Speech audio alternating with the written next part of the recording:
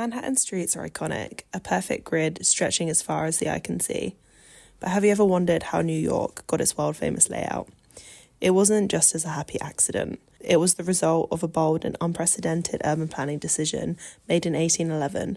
Known as the Commissioner's Plan, this ambitious project shaped the island's geography and set the stage for its meteoric growth and sparked debates about the balance between order and chaos in urban design. The city of New York is a tapestry of interwoven streets, parks and rivers. In 1811, the state commissioned a plan to regulate the city, making the development of housing, infrastructure and transportation orderly. The Commissioner's Plan of 1811 laid the foundation for the growth of New York City during the 19th century.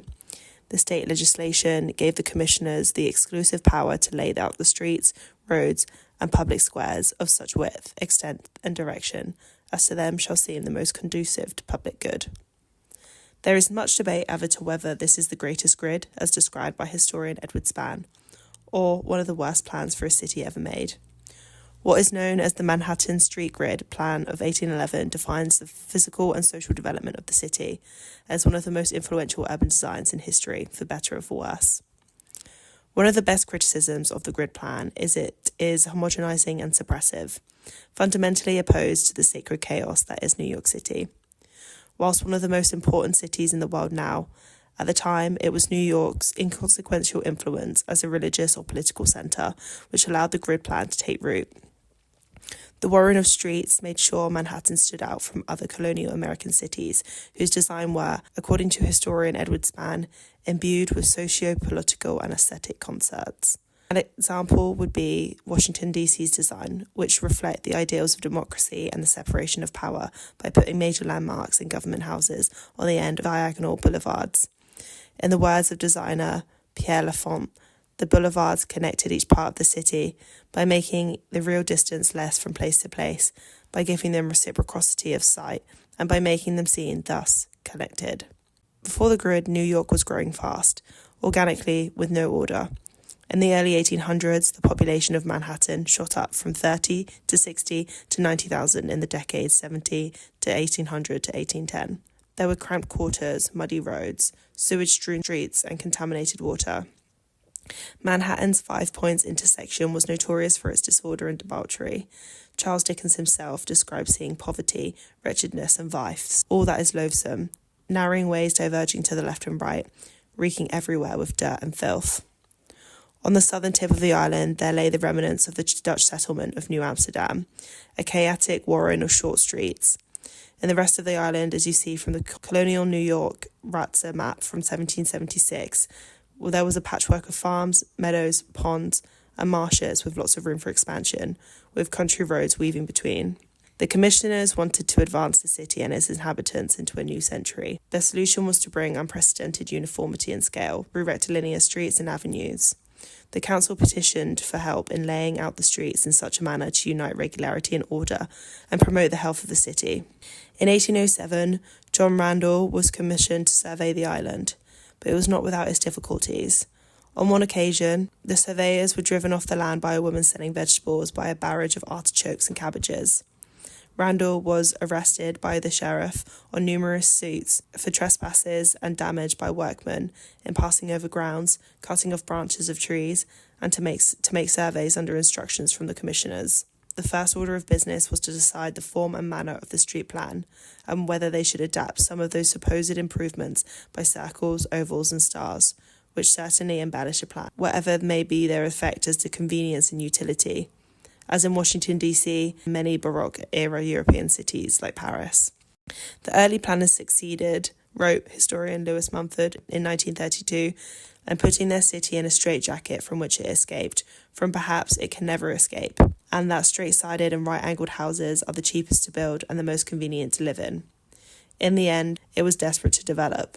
There were yellow fever outbreaks in 1803 and 05, and there was a massive lack of public space, and the city feared the lack of ventilation in the streets was causing the spread of miasma or disease. In the end, Morris's new design prioritised the drive of commercial activity and didn't really confront the issue of lack of green spaces, which weren't deemed as necessary because of those large arms of the sea which embraced Manhattan Island. The plan for New York was implemented over an incredible 50 years, creeping northward a couple of streets at a time. slowly bulldozing legal obstacles, chomping up the land parcels that lay in its way, and spewing out the avenues and blocks we can recognise today. Landowners saw their properties cut into pieces, tried to shake their pitchforks in protest. Some resorted to sabotage, stealing or breaking iron and marble monuments the surveyors were using to demarcate intersections. It was so bad, in 1815 the pegs were destroyed to such an alarming degree it almost discouraged Randall from completing the work. But despite this, protesters were not able to overhaul the powerful local government in their plan to transform the city. A Chelsea landowner, Clement Moore, complained, "Our public authorities seem unwilling to depart from their levelling propensities, but proceed to cut up and tear down the face of the earth without the least remorse, and apparently with no higher notions of beauty and elegance than straight lines and flat surfaces placed at angles with the horizon." Eventually, landowners saw that more money could be made from accepting the grid. Clark himself made anywhere between $70,000 and $60,000 from the redevelopment of his land. While some of the island's people were placated, the developers had to contend with the natural lay of the land. There was a lot of laborious and expensive levelling that needed to happen to level the west side cliffs and infill the east side marshes. The commissioners, including Randall, had not planned for the elevations needed in the streets, meaning that some property owners would find the grid creeping up to their front door, but not at the right level. Progress was slow and expensive, as written in the Geological History of Manhattan or New York Island. As H.R. Cozzens wrote, "The dilvium is a tough cement of clay, gravel and boulders. It's very hard to dig. In digging through 42nd Street, the pickaxes had to be used for every shovel of clay cement, which formed a hard pan, about 14 or more feet in thickness." After 50 years of digging, draining and flattening, Manhattan came into view. Despite the protests, the reception from the residents was mostly positive, with one describing, "Our streets have been straightened and widened, our buildings much improved and beautified. Whoever wishes to see the process of city creation going on, fields converted in the streets, ugly cliffs into stately mansions, and whole rows of buildings supplanted cow pastures, may here be gratified." But nowadays, the grid, as described by public work partners, is understood as a supreme mistake, a monumental missed opportunity, a hasty job by fantastically dull men. Through conquering Manhattan, the grid became synonymous with the idea of the city in the American imagination. Much of what we think of the 20th century planning, sweeping curvilinear suburbs, tower-in-the-park developments, highways, were less reactions against urban living than they were against the straight lines and rectangles. Aesthetic and functional complaints aside, the most damning condemnations are those that decry the grid's corrosive effects on the soul. The Manhattanite is suspended in an immense, malevolent space in this desert of rock that brooks no vegetation. According to French philosopher Jean-Paul Sartre, amid the numerical anonymity of the streets and avenues, I am simply anyone, anywhere, since one place is so like another. I am never astray, but always lost. Some describe the Commissioner's Plan of 1811 as an example of laissez-faire urban planning. The Commissioner's reliance on real estate markets to determine the building patterns demonstrates both their faith in capitalist system and them not having a framework for differentiated land use.